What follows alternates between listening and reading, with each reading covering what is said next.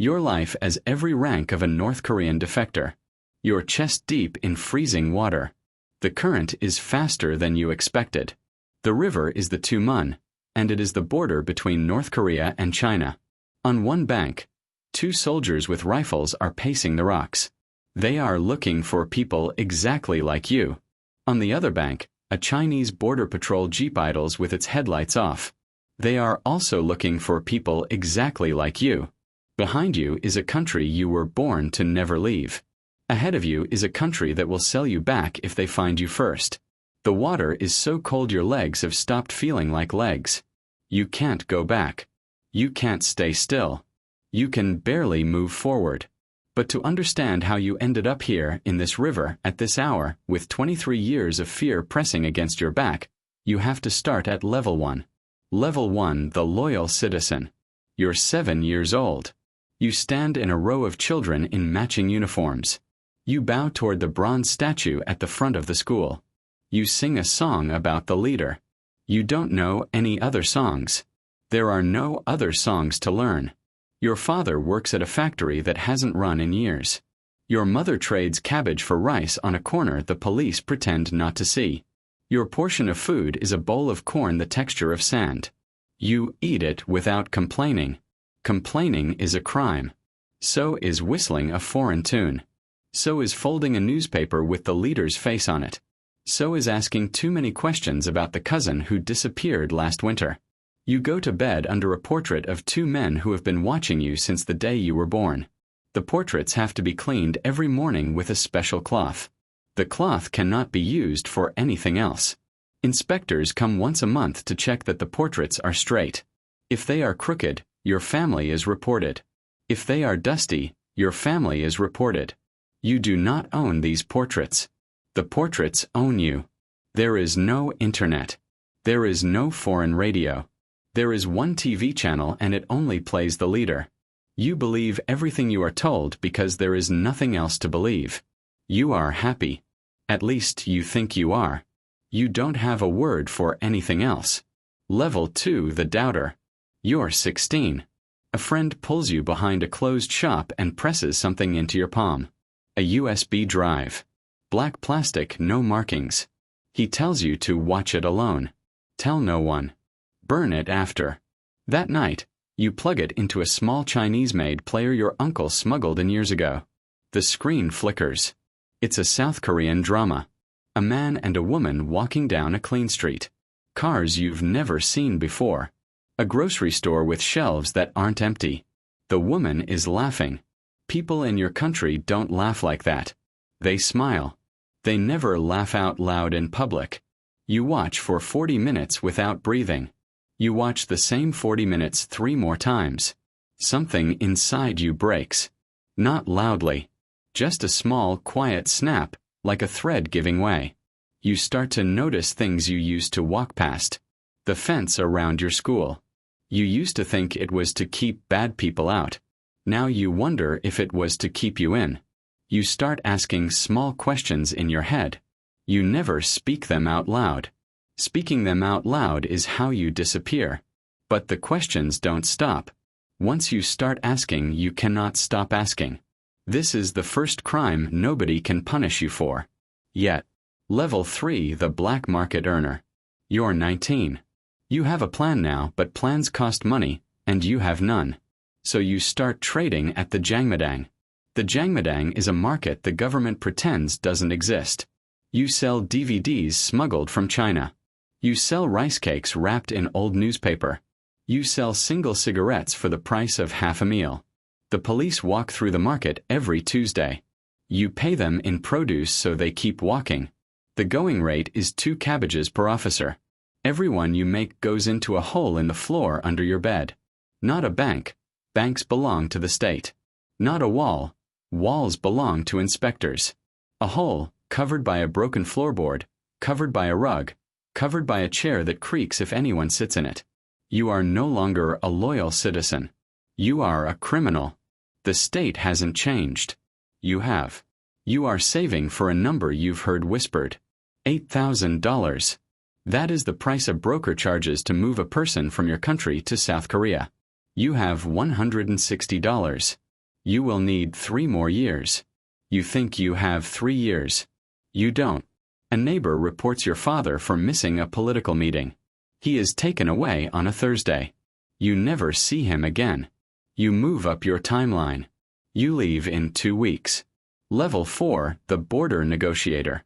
You meet the broker behind a bathhouse at midnight. He is small. He is calm. He has done this hundreds of times. You don't trust him. You can't afford not to. You hand him everyone you've saved. He counts it twice. It is not enough. He tells you the rest is owed when you cross. You ask what happens if you don't pay. He smiles. He doesn't answer. He tells you what to wear. Dark clothes, no logos. He tells you what to bring. Nothing. No photos, no letters, no proof you ever existed. If you are caught, the items in your pockets become evidence against everyone you've ever loved. Your mother knows you are leaving. Your sister does not. You couldn't tell her. She is 12, and 12-year-olds talk in their sleep. You leave a folded paper under her pillow that says only one word. You hope she finds it after you are already gone. You hope she understands. You will not see your mother again. You don't know that yet. You think this is goodbye for a year. Maybe 2. The broker checks his watch. He says one word. Move. You follow him into the dark with everything you own pressed against your chest, which is exactly nothing. Level 5, the river crosser. The Tumen is shallow most of the year. In winter, parts of it freeze. In summer, it can sweep a body away in seconds. You cross at 3 in the morning in late autumn, when the water is high enough to swim through and dark enough to hide in. The broker has bribed the border guard. The bribe gets you a 15-minute window when the guard will look the other way. 15 minutes is enough time to cross if nothing goes wrong. Something always goes wrong. You step into the water. It feels like glass. Your legs lock up after 20 seconds. Your breath comes in stabs. You hear a sound on the bank behind you. Branches. A boot.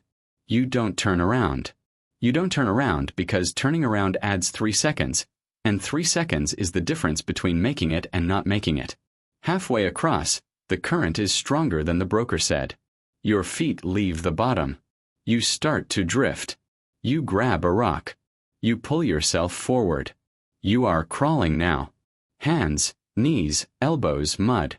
You crawl out of your country onto a bank that belongs to a country that does not want you. You made it. This is the easy part. Level 6, the illegal in China. You spend the first night in a safe house. The second night in a different safe house. The third night the broker tells you he needs more money. He tells you he has someone who can give you work. The work is in a town 3 hours away. He puts you in the back of a truck. You ride for 6 hours. You arrive at a farm. There is a man waiting. He looks at you the way a buyer looks at livestock. The broker hands him papers. The man hands the broker an envelope. The broker leaves. You realize what just happened. You have been sold. You are now a wife on paper, a slave in practice, to a man who paid $8,000 for you. You are one of an estimated 70% of female defectors who get trafficked the moment they cross. You don't know that statistic. You know what's in front of you. You stay 1 year. You stay 2. You learn enough Mandarin to ask for water. You learn enough to ask for nothing else. You wait. You watch the road. You memorize the timing of the buses. One night when the man drinks too much, you walk out the front door and you keep walking. You walk for 6 days. You sleep in fields. You eat what people throw away. You do not stop. The Chinese police deport defectors back to your country. Back means a labor camp. A labor camp means you do not come out. Level 7, the underground runner. There is a route. Nobody owns it.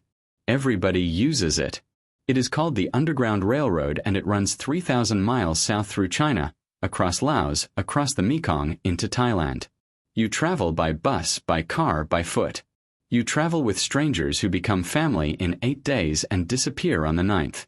There are South Korean missionaries at certain churches who hide you in basements. There are guides who charge you the last money you have. There is a stretch of jungle in Laos where you walk for 12 hours without speaking. The guides have done this so many times the trail is marked by the dropped belongings of everyone who came before. A glove, a scarf, a photograph. You step over a child's shoe and you do not look at it. Looking at it slows you down. Slowing down is how you die. The Mekong is your last border. You cross it on a small boat in the middle of the night. Thai police find you on the other side. You raise your hands and you say one sentence the missionaries made you memorize in English. I am from North Korea. I want to defect. The Thai police arrest you. The arrest is the goal. Once you are in Thai custody, you cannot be sent back. You are processed. You are flown to Seoul. The plane lands. You step off into the country you watched on a USB drive when you were 16. You are home. You think. Level 8, the resettled defector. You spend 3 months at Hanoi. It is a resettlement center on a hillside south of Seoul. The fence around it is to keep North Korean spies out, not you in. They teach you how to use a debit card, how to ride a subway, how to use a smartphone, how to read a job listing, how to argue with a landlord, how to apply for a credit card. The world you grew up in had no banks. The world you live in now is built on banks. You are given a small apartment in Seoul. You are given a stipend. You are given a number to call if you feel suicidal. They give that number to all of you. The suicide rate among defectors is 3 times the national average. You do not know that statistic either. You learn it by watching the people you came south with disappear one by one. You apply for jobs. Your accent gives you away in the first sentence. People smile politely and tell you they will be in touch. They are not in touch. You take a job at a convenience store. You stack drinks for 14 hours a day. You make less than the South Koreans who stack drinks beside you. You go home to an apartment that is bigger than any place you ever lived in your country. You sit on the floor because you don't know how to use the couch yet. You are free. You are alone. The two are not the same. Level 9, the voice. 5 years pass. You learn the language. You finish a degree. You start telling your story. First on a podcast. Then on a YouTube channel. Then in a book. You speak at universities. You testify in front of governments. You sit across from journalists who cry while you describe things you saw before you were 10 years old. You become a face the regime can name. The regime does not forget faces. They cannot reach you in Seoul. So they reach the people you left behind. Your mother is taken in for questioning. Your sister loses her job. Your cousin's family is moved to a worse province. You do not learn this from them. You learn it from another defector who escaped 2 years after you, who saw your sister at a market in your old town and barely recognized her. You sit in your apartment in Seoul and you stare at a phone you cannot use to call her. You are at the top of the ladder. You have made it further than 99% of the people you grew up with. You have a passport. You have a savings account. You have a voice the world listens to. And every time you use that voice, the people you love pay for the words. You spent 23 years saving to get out. You did not know you would spend the rest of your life paying to stay out. You crossed a river. You crossed 3 borders. You walked 3,000 miles. You learned a new language. You built a new life. You wear a watch that tells you the time in 2 countries. You only check the second one.